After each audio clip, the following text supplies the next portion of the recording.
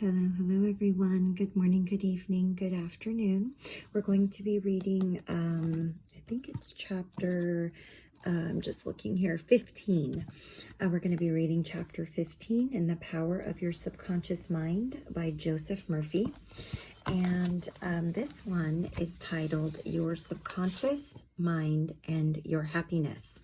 So these next several chapters, the one before was about marital problems, though I think it had more to do with not just marital issues, but also preventing and also, well, obviously how to fix and how to understand a little bit better a romantic love relationship. So titling it what the author did was a little bit misleading. If you did not catch that video, and you're kind of shying away because of the title, it very much applies to any romantic relationship, not just the traditional man and wife marriage. So as I stated in that video, this book was written in 1963. So the verbiage and some of the, some of the things of the times is what's going to be mentioned. What was the most well-known, what was the most talked about, that sort of thing. So the verbiage may be a little different, but the concept will never change. So with that being said, let's go ahead and get started on this chapter. It's really cold, so I'm just going to shut this door here. It's very windy where I live this evening. Okay, your subconscious mind and your happiness. William James, father of American psychology, said that the greatest discovery of the 19th century was not in the realm of physical science. The greatest discovery was the power of the subconscious touched by faith. In every human being is that limitless reservoir of power, which can overcome any problem in the world. True and lasting happiness will come into your life the day you get the clear realization that you can overcome any weakness. The day you realize that your subconscious can solve your problems, heal your body, and prosper you beyond your fondest dream. You might have felt very happy when your child was born, when you got married, when you graduated from college, or when you won a great victory or a prize. You might have been very happy when you became engaged to the loveliest girl or the most handsome man. You could go on and list innumerable experiences which have made you happy. However, no matter how marvelous these experiences are, they do not give real lasting happiness. They are transitory. The book of Proverbs gives the answer. Whosoever trusteth in the Lord, happy is he. When you trust in the Lord, or the power and wisdom of your subconscious mind, to lead, guide, govern, and direct all your ways, you will become poised, serene, and relaxed. As you radiate love, peace, and goodwill to all, you are really building a superstructure of happiness for all the days of your life. You must choose happiness. That's really important. Happiness is a state of mind. There is a phrase in the Bible which says, "Choose ye this day whom ye will serve." You have the freedom to choose happiness. This may seem extraordinarily simple, and it is. Perhaps this is why people stumble over the way to happiness. They do not see the simplicity of the key to happiness. The great things of life are simple, dynamic, and creative. They produce well-being and happiness. St. Paul reveals to you how you can think your way into a life of dynamic power and happiness in these words. Finally, brethren, whatsoever things are true, whatsoever things are honest, whatsoever things are just, whatsoever things are pure, whatsoever things are lovely, whatsoever things are of good report, if there be any virtue, and if there be any praise, think of these things. How to choose happiness. Begin now to choose happiness. This is how you do it. When you open your eyes in the morning, say to yourself, "Divine order takes charge of my life today and every day. All things work together for good for me today. This is a new and wonderful day for me. There will never be another day like this one. I am divinely guided all day long, and whatever I do will prosper.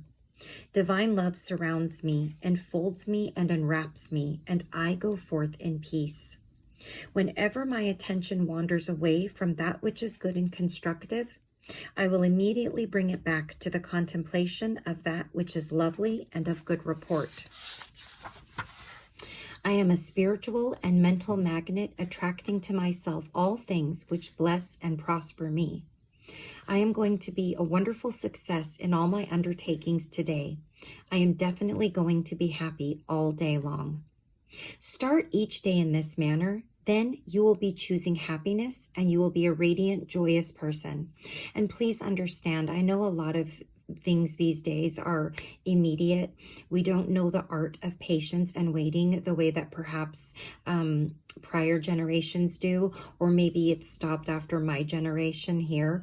But this is a process. Please remember that. Nothing is, I say it once and it immediately is so. When it comes to changing things that have been with you lifelong, as far as your mental attitudes and your beliefs that are very ingrained in you, it is absolutely possible to change that in yourself if you want to, and if you put the work in. That goes without saying, I think. But I think at the same time, we also need to be reminded that these affirmations, that these prayers, these techniques, most of them are going to take time, and that's okay. You just have to stay at it and know that everything comes in divine order and in divine time.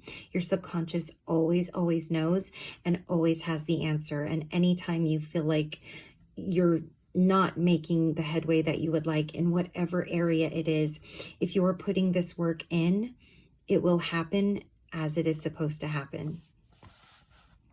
All right. He made it a habit to be happy. A number of years ago, I stayed for about a week in a farmer's house in Connemara on the west coast of Ireland. He seemed to be always singing and whistling and was full of humor.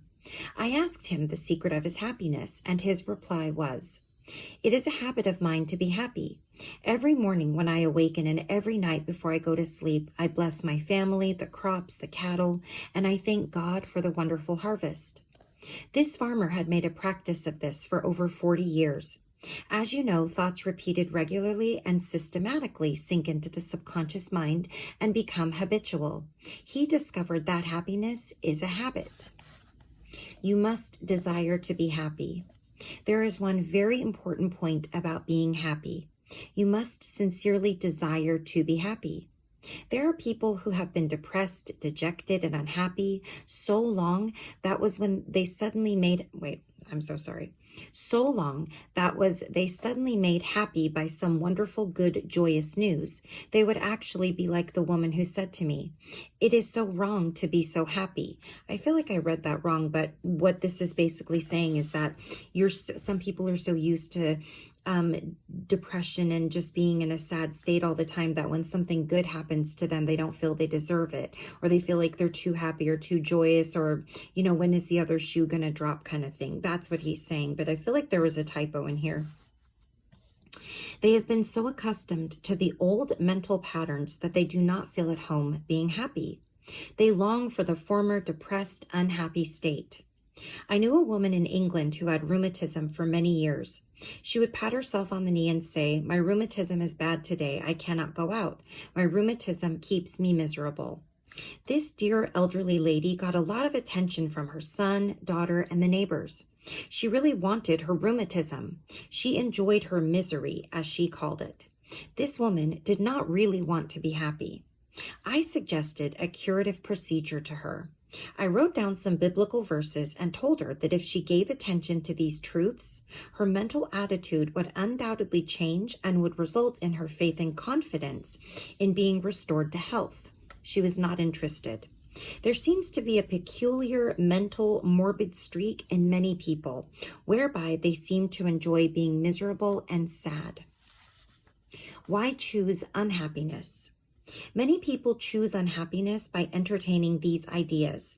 Today is a black day. Everything is going to go wrong. I am not going to succeed.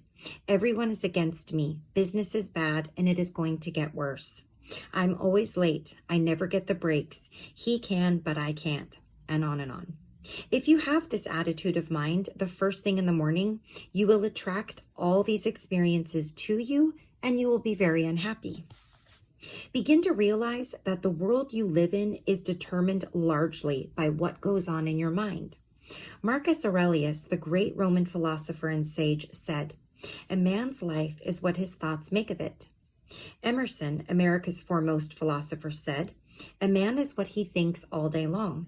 The thoughts you habitually entertain in your mind have the tendency to actualize themselves in physical conditions. Make certain you do not indulge in negative thoughts, defeatist thoughts, or unkind, depressing thoughts. Recall frequently to your mind that you can experience nothing outside your own mentality. Can I tell you how many people would not want to accept that, if you know what I'm saying? To tell them that they sort of are happy to be miserable or that they bring things on themselves, because a lot of times it's really, really buried deep down. I don't know how many people would really take this sort of thing without a bit of resistance or anger or, feeling like you're saying something to insult them. I guess if you're reading this book, though, that doesn't apply to you. And if you're listening to it, it doesn't apply to you. Maybe. Okay. If I had $1 million, I would be happy. That sounds familiar. I have visited many people in mental institutions who were millionaires, but they insisted they were penniless and destitute. They were incarcerated because of psychotic, paranoid, and manic depressive tendencies. Wealth in and of itself will not make you happy. On the other hand, it is not a deterrent to happiness. Today, there are many people trying to buy happiness through the purchase of electronics, automobiles, a home in the country, a yacht, swimming pool, but happiness cannot be purchased or procured in any way. The kingdom of happiness is in your thought and feeling. Too many people have the idea that it takes something artificial to produce happiness. Some say if I were elected mayor, made president of the organization, promoted to general manager of the corporation, I would be happy. The truth is that happiness is a mental and spiritual state. None of these positions mentioned will necessarily bequeath happiness. Your strength, joy, and happiness consist in finding out the law of divine order and the right action lodged in your subconscious mind, and by applying these principles in all phases of your life. He found happiness to be the harvest of a quiet mind. Lecturing in San Francisco some years ago, I interviewed a man who was very unhappy and dejected over the way his business was going. He was the general manager. His heart was filled with resentment toward the vice president and the president of the organization. He claimed that they opposed him. Because of this eternal strife, business was declining. He was receiving no dividends or stock bonuses. This is how he solved his business problem. The first thing in the morning, he affirmed quietly as follows: "All those working in our corporation are honest, sincere, cooperative, faithful, and full of goodwill to all. They are mental and spiritual links in the chain of this corporation's growth, welfare, and prosperity. I radiate love, peace, and goodwill in my thoughts, words, and deeds to my 2 associates and to all those in the company. The president and the vice president of our company are divinely guided in all their undertakings. The infinite intelligence of my subconscious mind makes all decisions through me. There is only one right action in all our business transactions and in our relationship with each other. I send the messengers of peace, love, and goodwill before me to the office. Peace and harmony reign supreme in the minds and hearts of all those in the company, including myself. I now go forth into a new day full of faith, confidence, and trust." This business executive repeated the above meditation slowly 3 times a day in the morning, feeling the truth of what he affirmed.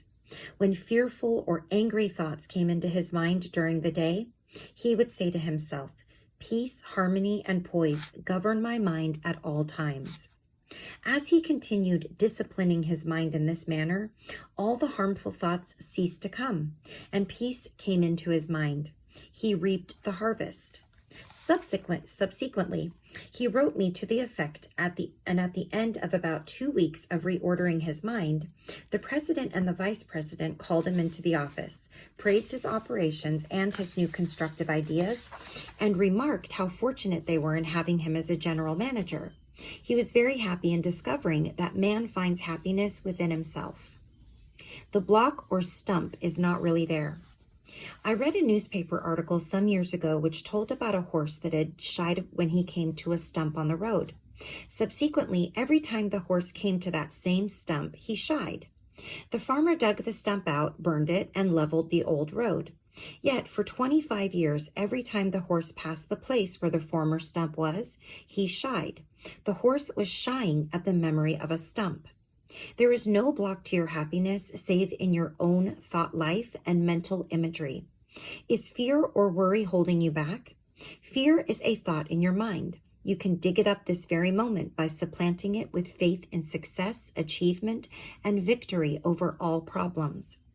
I knew a man who failed in business. He said to me, "I made mistakes. I've learned a lot. I'm going back into business and I will be a tremendous success." He faced up to that stump in his mind. He did not whine or complain, but he tore up the stump of failure, and through believing in his inner powers to back him up, he banished all fear thoughts and old depressions. Believe in yourself, and you will succeed and be happy.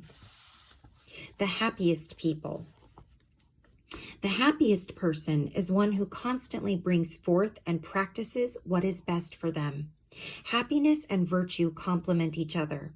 The best are not only the happiest, but the happiest are truly the best in the art of living life successfully. God is the highest and best in you.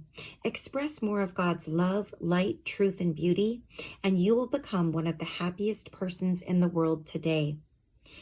Epictetus, the Greek Stoic philosopher, said, "There is but one way to tranquility of mind and happiness. Let this, therefore, be always ready at hand with thee, both when thou wakest early in the morning and all the day long, and when thou goest late to sleep, to account no external things thine own, but commit all these to God." All right, so here we are down to our summary of steps to happiness. Number 1. William James said that the greatest discovery of the 19th century was the power of the subconscious mind touched by faith. Number 2, there is tremendous power within you. Happiness will come to you when you acquire a sublime confidence in this power. Then you will make your dreams come true. Number 3, you can rise victorious over any defeat and realize the cherished desires of your heart through the marvelous power of your subconscious mind. This is the meaning of whosoever trusteth in the Lord, and then parentheses, spiritual laws of the subconscious mind, happy is he. Number 4, you must choose happiness. Happiness is a habit. It is a good habit to ponder often on whatsoever things are true, whatsoever things are honest, whatsoever things are just, whatsoever things are pure, whatsoever things are lovely, whatsoever things are of good report.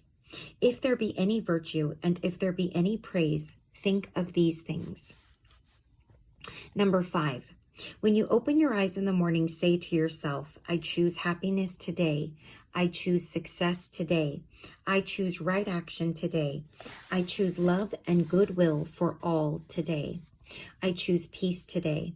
Pour life, love, and interest into this affirmation, and you have chosen happiness. Number 6, give thanks for all your blessings several times a day. Furthermore, pray for the peace, happiness, and prosperity of all members of your family, your associates, and all people everywhere. Number 7, you must sincerely desire to be happy. Nothing is accomplished without desire. Desire is a wish with wings of imagination and faith. Imagine the fulfillment of your desire and feel its reality, and it will come to pass. Happiness comes in answered prayer. Number 8, by constantly dwelling on thoughts of fear, worry, anger, hate, and failure, you will become very depressed and unhappy. Remember, your life is what your thoughts make of it. Number 9, you cannot buy happiness with all the money in the world. Some millionaires are very happy, some are very unhappy.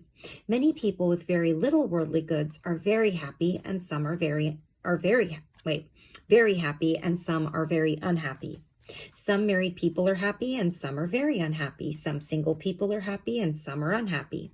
The kingdom of happiness is in your thought and feeling. Number 10, happiness is the harvest of a quiet mind. Anchor your thoughts on peace, poise, security, and divine guidance, and your mind will be productive of happiness. Number 11, there is no block to your happiness. External things are not causative. These are effects, not cause. Take your cue from the only creative principle within you.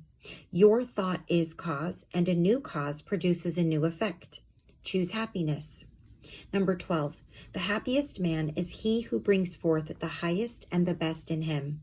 God is the highest and the best in him, for the kingdom of God is within.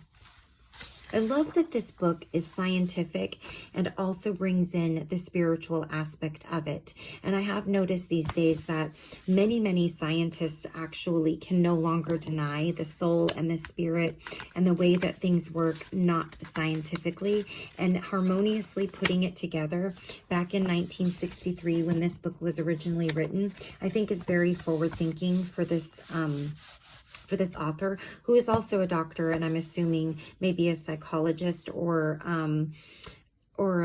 something in that nature, or a psychiatrist, because his name is Dr. Joseph Murphy, but there is no information as far as who he is in this book, and there's not a list of other books that he has written, so I will need to look into this and see if he's written any more, because I really like the way that he writes and the simplicity with his words, and I like that he gives a lot of examples from the most famous philosophers, actors, and people that that were here, and how they've harnessed the power of their subconscious mind, but also just regular everyday people, because we all have the same power. We all can harness it, and that very much is something that we are certainly able to do. But again, nothing is, like the snap of a finger. There are some things that you can use pretty instantly, as we've went over in this book, but a lot of it is going to take you making the effort and really believing. And, even at the times when you're not believing, especially when you first begin to say maybe some of these affirmations and prayers, over time, you can switch your thinking. It's definitely possible. It's been proven over and over, and many times over since this book was written, certainly. I think that nowadays I would almost venture to compare this to manifestation. That's what we maybe can compare it to. But I think manifestation can be a little bit, for some people, maybe a little bit too etheric or witchy sounding or mystical. And also there's usually it seems like a lot of effort. But with this, is very, like I said, the scientific and the spiritual aspect of it makes it something that's very easy to incorporate into your everyday life. So that's why I really like this book, and I hope that you guys are enjoying it too. So in our next chapter, we're going to be reading about our subconscious mind and harmonious human relations. So basically how our subconscious can help us relate to other human beings. And then after that, we're going to talk about our subconscious mind for forgiveness. I think I went over what was left in here last time, or a couple videos ago. How your subconscious removes mental blocks. Let's see. These pages are... How to use your subconscious mind to remove fear. I think that could be a great one. And then how to stay young in spirit forever. I think that is going to be the last chapter that we have. Yeah, so we've just got about 4 or 5 more chapters to go until we finish this book. So thank you so much for joining me for these videos, and I'm really happy that so many people are enjoying what I'm sharing and hopefully gaining from it. It's a process, and so wherever you're at, don't beat yourself up over it as far as if you've tried anything so far. And yeah, please subscribe if you have not. I do see there's a lot of people that watch that are not subscribed. But if you like the content, please subscribe. That would help me a lot, just to get my videos out there more to people that really could benefit from this. We really need all the goodness and all of the happiness that we can get in this life and in this world, and especially right now. And so anything that I can contribute to my community, to the world, to one person, is definitely worth the time for me. So until next time, please take care of yourself. Please take care of all those around you. And I will see you again very soon. Bye-bye.